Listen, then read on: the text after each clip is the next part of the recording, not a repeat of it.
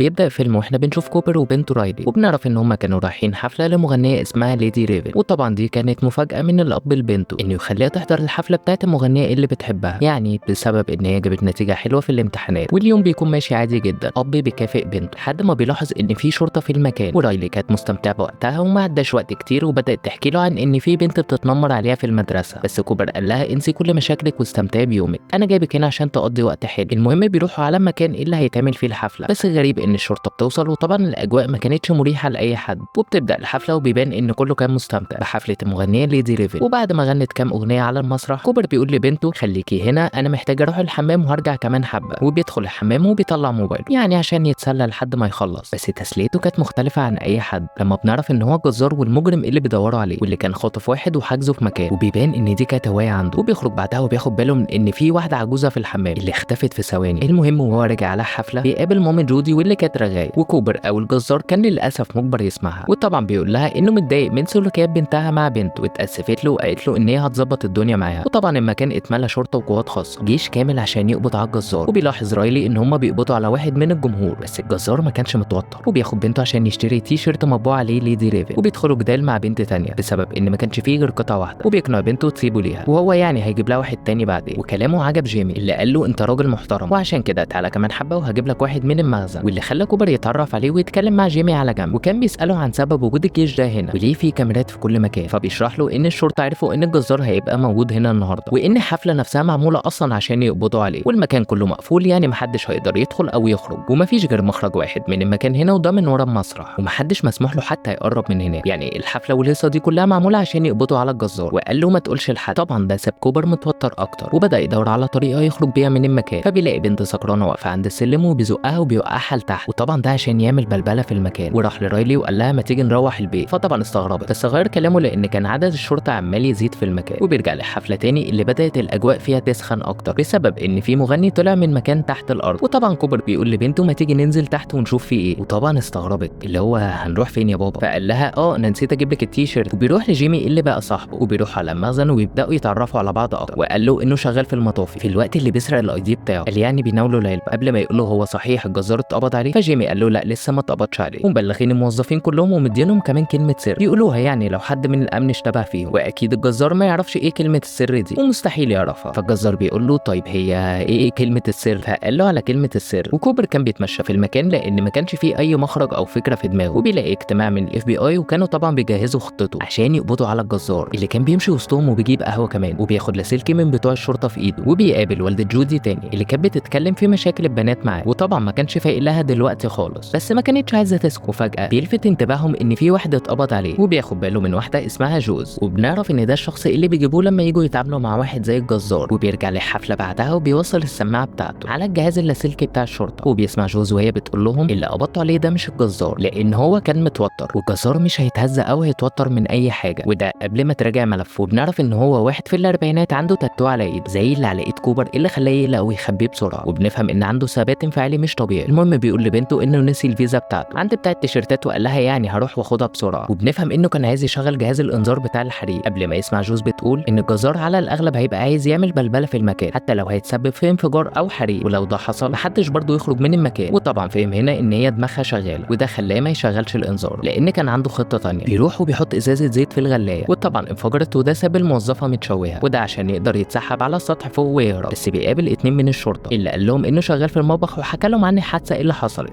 ويعني ما كانش متحمل المنظر وكده، واكيد ما كانش مبسوط طبعا بوجودهم هما الاثنين. بلفهم هما الاثنين بكلمتين لانه طبعا كان عارف كلمه السر، بس برضه خطته فشلت، وطبعا بيسيبوه يمشي وهم مش عارفين ان هما كانوا واقفين مع الجزار. وما نقدرش نقول انه كان متضايق على موظفه اللي اتصابت، وبيلفت انتباهه نفس الست اللي شافها قبل كده، بس بتقطع رايلي اللي كانت بتدور عليه اللي هو يا بابا انت بتتصرف كده ليه؟ بس المبرر كان جاهز انه قابل والده جودي، فرجعت قالت له طب خليك معايا يعني احنا جايين سوا، وطبعا وافق على كلامها. وبنرجع للحفله وبنعرف ان ليدي ريفن هتختار واحد من الجمهور عشان يطلع يغني معاها على المسرح، غير انه هيقدر يروح ورا المسرح. وطبعا كان بيفكر في اللي انت بتفكر فيه، انه هيقدر يهرب كده من المكان من غير اي مشاكل ومن غير ما يضيع وقت. راح لمدير بتاع ليدي ريفن وبدا يفتح كلام معاه ويقول له ان بنته بتحب ليدي ريفن، ويعني كانت مصدر الهام ليها وهي بتحارب سرطان الدم. وطبعا لما سمع ده اتعاطف معاها لدرجه ان خلى الاختيار يقع عليها، بمعنى ان هي اللي هتطلع مع ليدي ريفن ومفيش حاجه تقدر تمنع ده. ومفيش ثواني وهم مستنيين وطلعت على المسرح، وكانت مبسوطه ان حلمها اتحقق وبتغني اخيرا مع ليدي ريفن، وما نقدرش نقول ان المتنمره كانت مبسوطه بانها طلعت معاها بدلها. المهم الحفله بتخلص هنا، والجزار ما كانش مبسوط بان المكان كان متلغى، والدنيا اتعكت اكتر لما بيسمع جوز بتقول فتشوا اي راجل يخرج من هنا. والمشكله بقت اكبر لما عرف ان ليدي ريفن عارفه بالحكايه، وكانت خطتها اصلا انه يتقبض عليه في حفلتها، وبتوصل بعدها عشان تودع رايلي. طب الجزار كده هيعمل ايه؟ هيقول لها انه عايزها في كلمتين لوحدهم، وطبعا العذر هيكون بنته، وطبعا من غير ما تفكر بتوافق، وبيدخلوا الاوضه بتاعتها. طب تفتكروا هيعمل ايه؟ مش هيقول لها يعني هاي انا الجزار مثلا، بس قال لها فعلا انا الجزار، ووراها الراجل اللي كان خاطفه، وبنعرف ان اسمه سبنسر، وقال لها انا ممكن بزرار واحد اموته. وبنعرف ان كان في غاز سام مع سبنسر، فقال لها حياته واقفه على انك تقدري تخرجيني من هنا من غير اي مشاكل. وبيبان ان ليدي ريفن كانت لسه مش مستوعبه اللي هو ايه ده، بس ما قدرتش تتحمل فكره ان حياه حد في ايديها، وده خلاها تنصاع لكلامه، وطبعا بتنفذ خطته وبتخرجه معاها، ومحدش قدر يوقفه او يفتشه عشان كان من فريقها. والخطه بتنجح وبيركبوا العربيه لحد ما ليدي ريفن قالت لرايلي انا عايزه اتفرج على بيتك وحط نفسك مكان رايلي. هترفض حاجه زي دي؟ والجزار ما قدرش يرفض برضه، لان هيبان ان في حاجه غلط، واكيد فهم ان هي عايزه تعمل حاجه. اصل ايه هيخليها عايزه تيجي البيت عنده؟ فبتروح وبتقابل اسرته ومراته راشيل اللي بيبانوا ان حياتهم كانت عاديه، فاكيد ما يعرفوش ان رب الاسره هو الجزار، وبالمناسبه كان مشهور كمجرم، ومن حسن الضيافه ان هم يدخلوها جوه. وليدي ريفن ما فكرتش طبعا ودخلت، بس الجزار بيفكرها ان حياه سبنسر في ايده، يعني لو عملت اي حاجه هيموت. بس ليدي ريفن بدات تتكلم عن الجزار وانه المفروض كان هيبقى في حفلتها، لان هم لقوا تذكره للحفله في المخبأ بتاعه، وبدات تتكلم على ان طفولته ما كانتش احسن حاجه، وده طبعا كان بسبب والدته. يعني كوبر بقى الجزار بسبب ان طفولته ما كانتش الاحسن، وطبعا ده بيضايقه، فقال لها انت اكيد تعبانه بعد الحفله ومحتاجه تروحي. وليدي ريفن قالت له انا عايزه اعزف حاجه على البيانو بتاعكم قبل ما امشي، وطبعا بيوافقوا على ده، وده ساب كوبر متعكنن، وعزفت وغنت، بس بتنتش الموبايل بتاعه من ايده، يعني هتتصور مع بنته، وده قبل ما تجري على حمام وهي واخده الموبايل، وبتقفل الباب عليها. وطبعا كوبر كان هيتجنن، اللي كان بيخبط بره على الباب زي المجنون عشان كان عايز منها موبايل. اللي فتحت الكاميرا وبدات تتكلم مع سبنسر، وقالت له قول لي اي حاجه ايا كانت اقدر اوصل لك بيها، فقال لها ما اعرفش، وبيبان انه كان مرعوب، وهدي وقال لها في باب ازرق وتقريبا تمثال اسد مكسور شفته وانا جاي هنا. فبتفتح لايف من الاكونت بتاعها وبدات تتواصل مع الجمهور، وقالت لهم ان في واحد مخطوف اسمه سبنسر ومش عارفه هو فين بالظبط، بس وصف لي ان في تمثال اسد مكسور وباب بيت ازرق. وتتفاجئ لما لقيت حد عارف المكان وانه هيساعدها توصل له، قبل ما تقول للسواق اتصل بالشرطه في الوقت اللي كوبر كان لسه بيخبط. ومراته بتقول له انت بتعمل ايه، هو في ايه؟ فليدي ريفن قالت لها جوزك هو الجزار. وفجاه كل اصواتهم سكتت، والباب بيتفتح والجزار بيقول لها هاتي الموبايل بكل هدوء. وطبعا سبنسر كان قدر يهرب، وليدي ريفن كانت بتحاول تفهم هو ليه بيعمل كده، فبياخدها على عربيه مراته في الوقت اللي كانت بتحاول تتكلم زي مامته، يعني عشان تدخل جوه دماغه كانها مامته اللي بتكلم، وبتبدا تتكلم عن طفولته واللي والدته كانت بتعمله فيه. فقالت له طيب انت مش لازم تبقى كده وانا هساعدك. فقال لها انا مش هعمل جرائم تاني، يعني يمكن دي هتكون اخر واحده اعملها قبل ما اموت نفسي. بس بيلاقي اسرته قدامه، وبنته اللي قالت له هو